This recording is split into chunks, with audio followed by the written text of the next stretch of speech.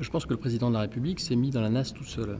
Il a instauré dans le pays l'idée que le débat européen serait l'opposition frontale entre deux camps, exclusivement deux camps, celui des progressistes, et cette notion de progrès est d'ailleurs à relativiser ou à interroger, et des nationalistes.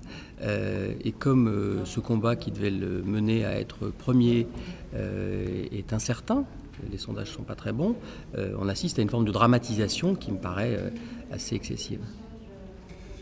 Donc finalement, il est pris à son propre piège en fin de compte. Il est pris à son propre piège et son influence croissante, son implication croissante dans cette campagne, je crois d'abord elle n'est pas conforme à l'esprit de nos institutions, c'est cette place prépondérante du président de la République qui n'est pas un chef de parti me paraît déplacée, et par ailleurs elle signe la capacité de la République en marche à agréger autour d'elle sur des arguments politiques, et du coup c'est la dramatisation, c'est la désignation de l'ennemi nationaliste, populiste.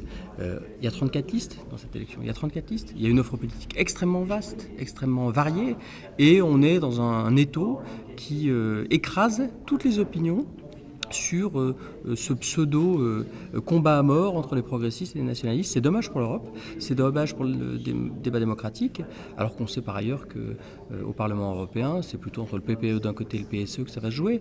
Donc cette grille de lecture me paraît erronée et dangereuse.